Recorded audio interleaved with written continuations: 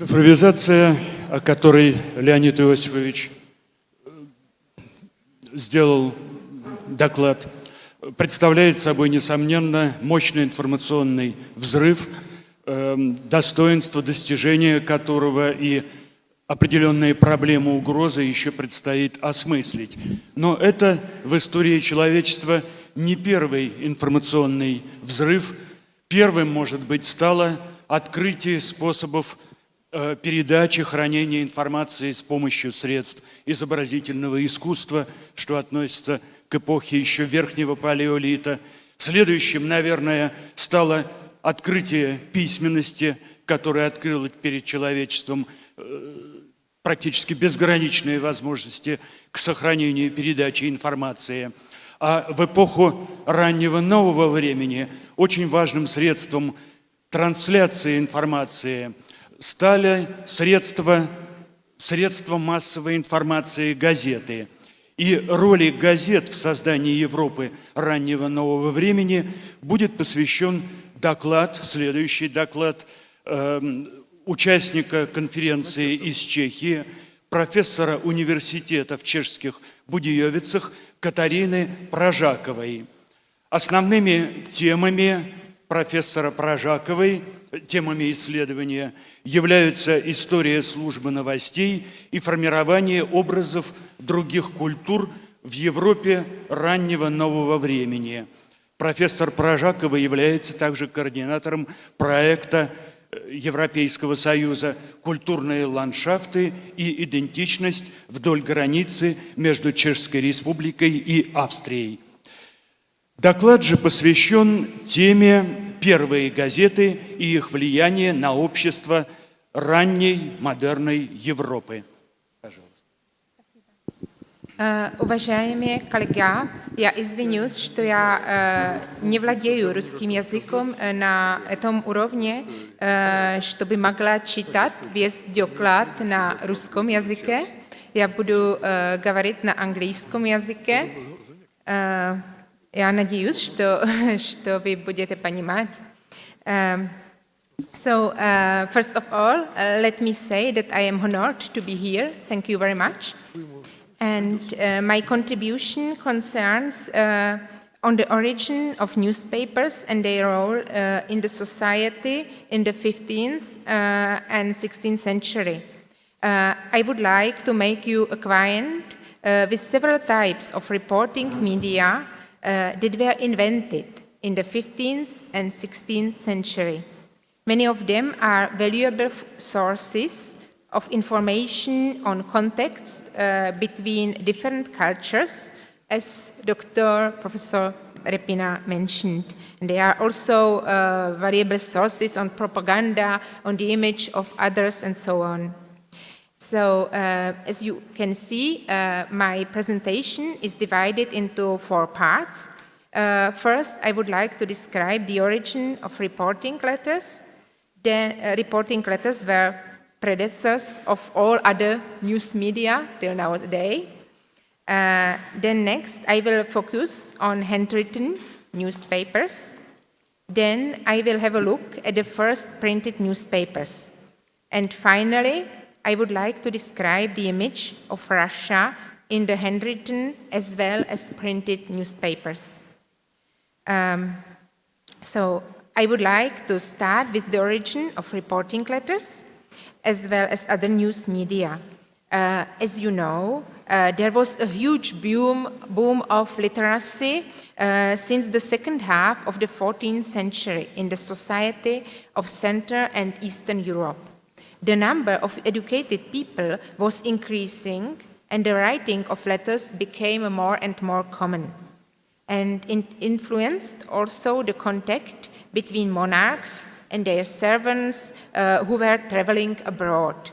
The monarchs and other powerful people started to force their diplomats, army leaders, and spies to send them letters describing the actual situation as often as possible. And during the first half of the 15th century, such letters became very common, and not only monarchs were interested in them. nearly every person traveling abroad was asked to write news. Oh, work the presentation? Colleagues, could I ask you, it doesn't change the images? Oh, okay, thank you.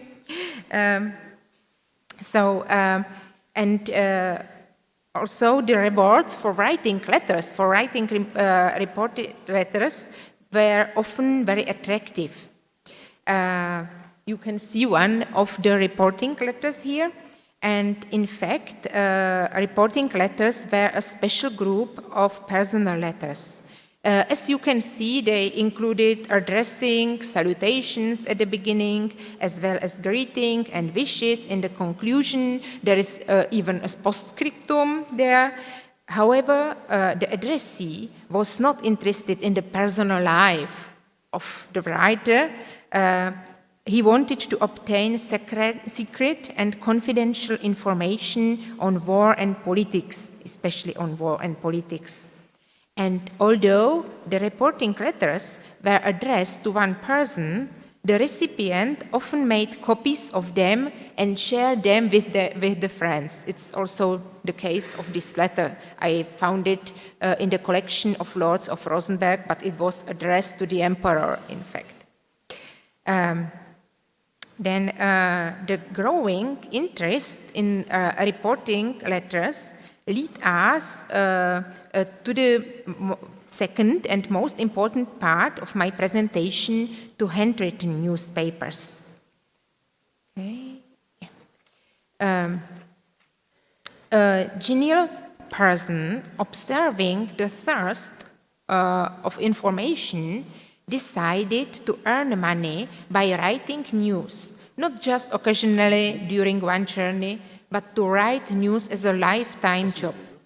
We don't know who was the first journalist who decided to collect news, to select the most important, write them down in an organized way, and regularly send them to people who prescribe them.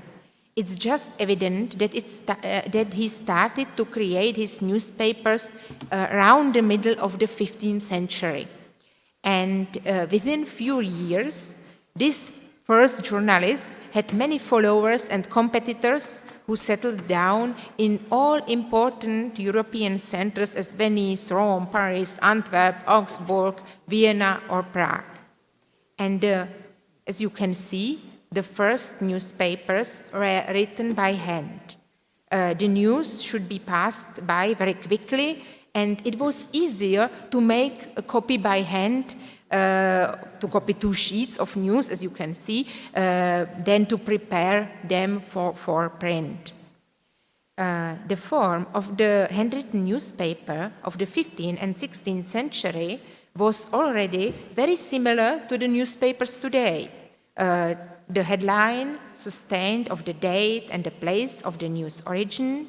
Sometimes there was some title as a new newspaper, Neue Zeitung, and newspapers were structured in paragraphs.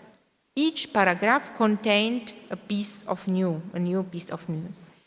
The news were described in a short and factual way.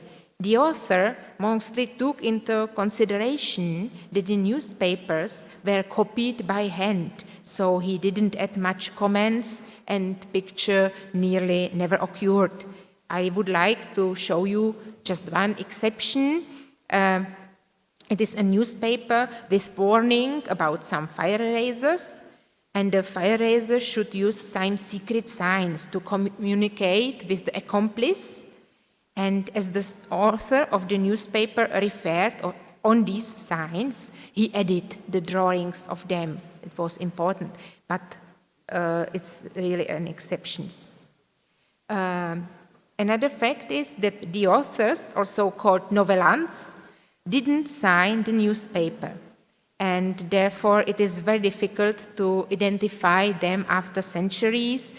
Most of them were clerks, postmasters, and so on. In the 15th century, these handwritten newspapers were sent by couriers, and then since the first decades of the 16th century, they were sent by post, which was developing rapidly. The authors of the newspapers adapted to the post. They finished their news before the post carriage left. In the middle of the 16th century, they were sending their newspapers to the clients once a week, and since the 1580s, even twice a week. The handwritten newspapers were sent exclusively to the prescribers. It was not possible to buy them at the market, and the subscription was rather high to cover the expenses of collecting news, writing them down, by expenses for couriers and so on. And therefore, in the 15th and 16th century, in the first half of the 16th century, the handwritten newspapers were subscribed just by members of royal families, courtiers, or other wealthy aristocrats. For my Russian colleagues, it could be maybe interesting that, for example, the Tsar Ivan IV was ordering handwritten newspapers from Central and Western Europe. Since the 1560s, also wealthy merchants as Fuggers started to prescribe this handwritten newspaper to get a better overview of events happening abroad and influencing the European market. At the end of the 16th century, even the town councils started to subscribe the handwritten newspapers. In some cases, the newspapers were stored at the town council, and townsmen could come and read them or copy them for them. And this leads us to the question of the influence of the handwritten newspapers on the society. Even there were not many people who could afford to subscribe the handwritten newspaper, the news were spreading in the society very rapidly. The handwritten newspapers were read not just by the receiver, but also by his family and hired servants. For example, the lords of Rosenberg were sending the news to their officials and managers of the parts of the domains. They evidently believed that their officials and servants would make better decisions if well informed on the current situation. And also the aristocrats copied part of the handwritten newspapers in their personal letters and discussed them with the friends. The exchange of news leads me to my next point, which is the content of the handwritten newspapers, the topics. So the main topic was politics and war. There was information on the movement of army troops, their numbers, commanders, also on important events in royal families like weddings, funerals, and so on. Besides this, the handwritten newspapers contained much information on a negotiation at the courts of the kings as well as Pope Curia in Rome. They referred which envoy arrived, what presents he brought, and what was the topic of the negotiation. There was also information on Pope's election, appointing of bishops, or preparation of wedding contracts between important noble families. And the information of the handwritten newspapers was quite reliable. Especially the popes were often angry that the novellants spread too much information and tried to expurgate the newspapers to make some censorship. However, these attempts were rather unsuccessful in the 15th and in the 16th century. It was the popular topics. On the other hand, the handwritten newspapers didn't deal much with criminal cases or news or miracles that were popular later in the printed media. some information on murders occurred only if a nobleman was murdered. Since the handwritten newspapers were copied just for a group of prominent recipients, they were sometimes adjusted to the interests and knowledge of them. For example, if the recipient lived or stayed for a longer time in Prague, the novellant didn't send him latest news from Prague, since he knew it. Handwritten newspapers were highly appreciated by the nobility from the 15th to the 17th century. However, in the following centuries, they were often sorted out of the archives, or nobody tried to save them if something bad happened to the archive. That's why many of them weren't preserved. However, there are still several important collections which have survived and should be explored nowadays. Now, I would like to go on with the third part of my presentation and focus on printed newspapers and pamphlets. They also occurred in the second half of the 15th century. However, the printing method was not developed enough at that time to produce the newspapers really quickly. The printed news always appeared when the main information was already well known due to the handwritten newspapers or some rumors. Therefore, the printed newspapers weren't able to replace the handwritten newspapers till the last third of the 17th century.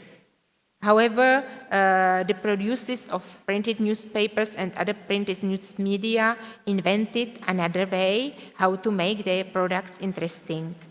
While handwritten newspapers were fast but brief, the printed newspaper described selected events really in detail. Their authors chose most attractive incidents and gathered all information on them. Okay? And the next important advantage of printed media was the fact that they were quite cheap and people could buy them at markets, in printing offices, and from peddlers. Therefore, the printed newspapers and pamphlets gained a great influence on the middle class of the society, not on the highest, but on the middle class. And I shortened it a bit, and now I would like to move to the last topic of my contribution, the image of Russia in the handwritten as well as printed newspapers. Newspaper of Central Europe started to describe the actions of Russian rulers and monarchs at the beginning of the 16th century. Since the novellants were obtaining the news from Poland, the image of Russia was negative. Russia was described as a barbarian country attacking Poland, simply. From the year 1526 to 1560s, just a little information on Russia occurred in the newspapers in Central Europe.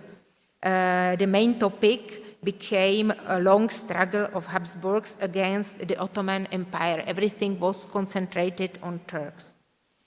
But the situation changed by the reign of Tsar Ivan IV. At the beginning of 1560s, the newspaper brought news on the attempts of Ivan IV to conquer Livonia. Later, also news on the reign of Ivan IV occurred. But however, at the same time, the policy of Habsburg monarchy was also influenced by the king's elections in Poland. As you know, Habsburgs wanted to influence it to get one of the sons of emperor to the Polish throne. And the Habsburg emperor was searching for an ally against Stefan Batory. As a result of negotiation with Russia, the image of Russia changed in several pamphlets and newspapers. They switched and started to describe Russia as a Christian country with great army that could help the Habsburgs. So I regard it's a good example of propaganda changing the view of the newspapers already in the 16th century. And this brings me to the end of my presentation.